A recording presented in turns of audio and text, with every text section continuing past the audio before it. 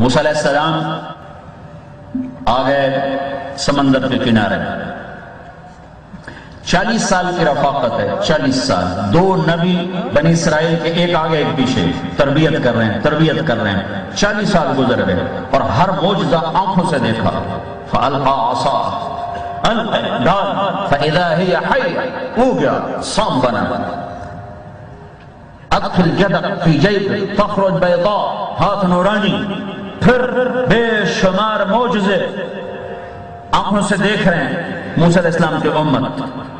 اور جب آگے سمندر اور پیچھے فرعون، تو قال اصحاب موسیٰ انا لمدرکون، عجب جملہ ہے، ہماری زبان میں اس کا ترجمہ بنے گا موسیٰ ہمیں تو پہلی شک تھا تو ہمیں مروائے گا، آج مروا دیا کہ نہیں مروا دیا؟ اگو سمندر پچھو فرعون ان کی دے جا گیا، ان کو موسیٰ علیہ السلام کی کوئی فکر نہیں، ہارون علیہ السلام کی کوئی فکر نہیں، انا لمدرکون، پہلے ہی پتا تھا تو موائے گا، مروا دیا کہ نہیں مروا؟ انا اور لام اور مدرکون، مروا دیا نا ہمیں، ان کو خیال تک نہیں ہے کہ موسیٰ آپ کا کیا بنے گا، بس ہڈی جان بچا، تو باویں مرتے باویں جی۔ تو اس پر موسیٰ علیہ السلام کا کلا، کلا کا مطلب ہے کہ تم بڑے کم وقت ہو، تمہیں مرنے چاہیے تھا، پر میری تو فعل تم بھی بچا لیے جاؤ۔ کلا ان معی ربی سیہدین، اب تمہیں ویسے مرنے چاہیے تھا، تو انہوں فرعون دے سوٹے پڑھنے چاہیے دیا، پر میری تو فعل تو انہوں رب بچا لے۔ کلا، اس لیے یہ نہیں کہا ان اللہ معنا، ان معی ربی سیہدین۔ تو یہ 40 سال موسیٰ علیہ السلام کے ساتھ رہنے کے بعد یہ کہا کہ مروا دیا کہ نہیں مروایا؟ 27 صفر کی رات ہے، ستمبر کی شدید گرمی ہے، اور شب جمعہ ہے، رات کا پچھلا پہر ہے، اور مکے سے 2 سائے نکلتے ہیں یمن کی راہ پر، ایک کا نام محمد بن عبداللہ صلی اللہ علیہ وسلم ہے، اور ایک کا نام ابو بکر بن ابی قحافہ رضی اللہ عنہ ہے۔ ابو بکر کبھی آگے چلتے ہیں کبھی پیچھے چلتے ہیں، کبھی آگے چلتے ہیں کبھی پیچھے چلتے ہیں، تو آپ نے پوچھا ابو بکر کبھی آگے چلتے ہو کبھی پیچھے چلتے ہو؟ کہا یا رسول اللہ اخاف الرصد فامشی امام، اخاف الطلب فامشی خلفک، یا رسول اللہ جب مجھے خیال آتا ہے کہ آگے کوئی دشمن چھپا ہوا ہوگا تو میں آگے ہو جاتا ہوں کہ وار میرے اوپر آئے آپ پہ نہ آئے، اور جب مجھے خیال آتا ہے کوئی پیچھے سے نہ پہنچ جائے تو پھر میں پیچھے ہو جاتا ہوں کہ وار میرے اوپر آئے آپ پر نہ آئے۔ اب یہ 2 موازنے آپ کو بتا رہا ہوں، ادھر 13 سال رفاقت ہے، ادھر 40 سال رفاقت۔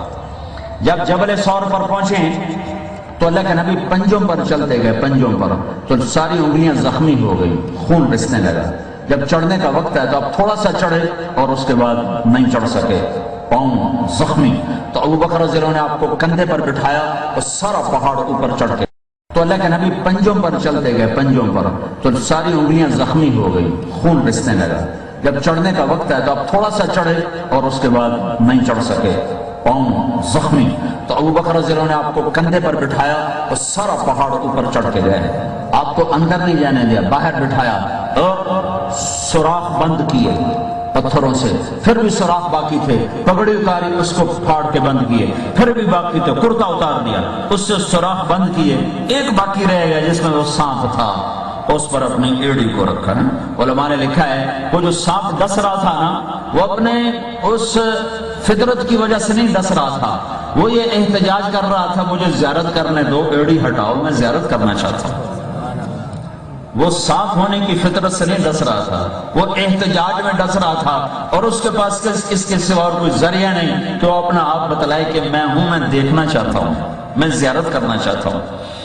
تو اللہ کے نبی اندر آئے، کہا یا رسول اللہ اندر آئیے، آپ اندر آئے، اندھیرا گہرا، اندازہ نہیں ہوا کہ ابو بکر کرتا پگڑی نہیں ہے، تھوڑی سی سفیدی آئی، تو کیا دیکھا؟ نہ کرتا نہ پگڑی، ابو بکر کرتا پگڑی، اشارہ کہ یا رسول اللہ یہ سوراخ سے مجھے ڈر لگا کوئی چیز تکلیف نہ پہنچائے، تو میں نے ان کو بند کر دیا۔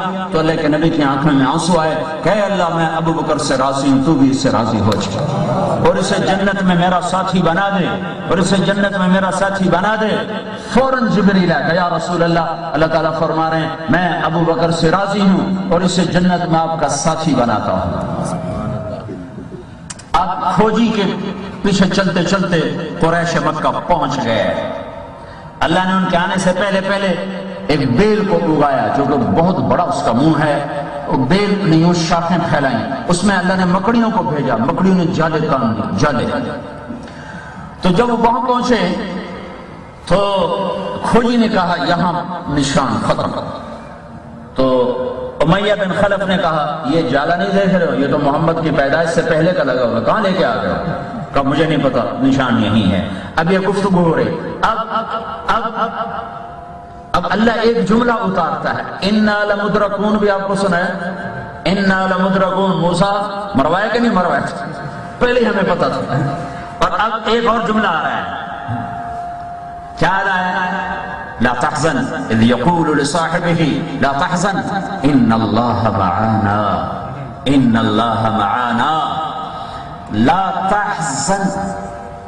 ابو بکر کو اپنا غم بھول گیا، اپنا فکر بھول گیا اور اللہ کے نبی کا غم لگ گیا، اس کی وجہ سے لفظ آیا لا تحزن۔ اگر ابو بکر کی کیفیت اپنی جان بچانے کی ہوتی جیسے بنو اسرائیل کی تھی تو پھر اللہ کا قرآن کہتا لا تخاف، ابو بکر کیوں ڈر رہے ہو؟ لا تخاف، ڈرو نہیں، اللہ ہمارے ساتھ ہے۔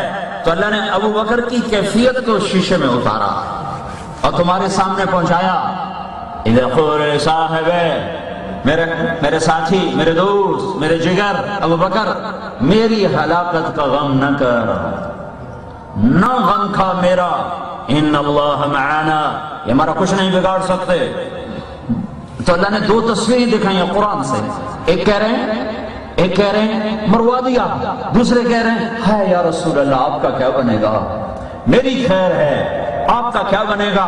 تو اللہ ان کی تسلی کے لیے کہہ رہا لا تحزن، لا تحزن ان اللہ معانا۔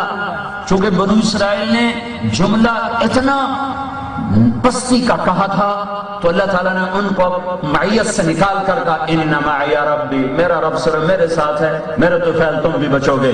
اور ابو بکر اتنی بلندی پر بول رہے تھے کہ اللہ نے اپنی رحمت میں ان کو بھی سمیٹا کہ تیرے ساتھ بھی رب ہے اور میرے ساتھ بھی رب ہے، ہم دونوں کے ساتھ ہمارا اللہ ہے، کچھ نہیں ہوگا۔ وہیں بیٹھ کر امیہ نے پیشاب کرنا شروع کر دیا اندر منہ کر کے، تو آپ نے مسکرا کر کہا دیکھو یہ پیشاب کر رہا ہے، ہم ان کو نظر آ رہے، ہمارے اور ان کے درمیان اللہ حائل ہو چکا ہے۔ ایک اور واقعہ، موسیٰ علیہ السلام پار ہوئے، وہ کہنے لگے پہلے آنکھوں سے دکھاؤ کہ فرعون مر گیا ہے تب ہم مانیں گے۔ تو ایک موج نے فرعون کو اچھالا اور کنارے پہ پھینک دیں کہ وہ دیکھو مرا پڑا، کہنے ہاں اب ٹھیک ہے۔ یہ اتنی بڑی نشانیاں دیکھنے کے بعد تھوڑا سا آگے چلے ہیں تو ایک جگہ دیکھا کچھ لوگ پتھر کی پوجا کر رہے ہیں، تو موسیٰ علیہ السلام سے کہنے لگے موسیٰ اجعل لنا الہا کما لہم آلہہ، ایو جہد خدا سانو ہی لے دے، دل کر دے تو سجدہ کریے۔ ان کا انکم قوم تجہلون، تسی کھلیاں دے لے بے وقوف ہو، اتنی رب کی قدرتوں کو دیکھنے کے بعد کہہ رہے ہو کہ یہ پتھر جیسا خدا لے کر دو۔ موسیٰ بھی زندہ، ہارون بھی زندہ، میرے نبی بھی اللہ نے موت کو طاری کر دیا اور اللہ تعالیٰ نے ان کو اٹھا دیا۔ اور عمر نے تلوار نکالی جو کہے گا میرا نبی فوت میں قتل کروں گا۔ ہاں ابو بکر آئے بنت خارجہ سے دوڑتے ہوئے، گھوڑے سے چھلانگ لگائی۔ پیر کا دن، گرم دوپہر، 12 ربیع الاول 7 جون 632 عیسوی اور 11 ہجری، اور دوپہر گرم، را کر چہرے سے کپڑا ہٹایا اور ماتھوں کو چوما اور گرم آنسو ٹپکے کا واہ صفیہ، واہ خلیلہ، واہ نبیہ، ہائے آج میرا دوست گیا، میرا نبی گیا، میرا حبیب گیا۔ لا یجمع اللہ علیک الموتتین عبدا، اے میرے حبیب بس یہ ایک ہی موت ہے، اب قبر میں روح ڈال کے پھر روح نکالنے والی موت اللہ آپ پہ کبھی نہیں لائے گا۔ آپ کو بس ایک ہی موت ہے، دوسری نہیں ہے۔ پھر آپ آئے تو ممبر کی طرف بڑھے، ممبر پہ کھڑے ہوئے، عمر بیٹھ جاؤ، کہیں بیٹھ سکتے، نہیں بیٹھ سکتے، انکار کر رہے، نہیں بیٹھ سکتے۔ آپ نے کہا یا ایھا الناس من کان یعبد محمدا فإن محمدا قد مات ومن کان یعبد اللہ فإن اللہ حی لا يموت وما محمد الا رسول قد خلت من قبلہ الرسل افإن مات او قتل انقلبتم على اعقابکم انک میت وانہم میتون۔ اے لوگو جو محمد صلی اللہ علیہ وسلم کی عبادت کرتے تھے تو سنو، آج محمد صلی اللہ علیہ وسلم کو اللہ نے اٹھا لیا اور اللہ نے ان کو موت دے دی، اور جو اللہ کے پجاری ہیں ان کا اللہ زندہ ہے، موت سے پاک ہے۔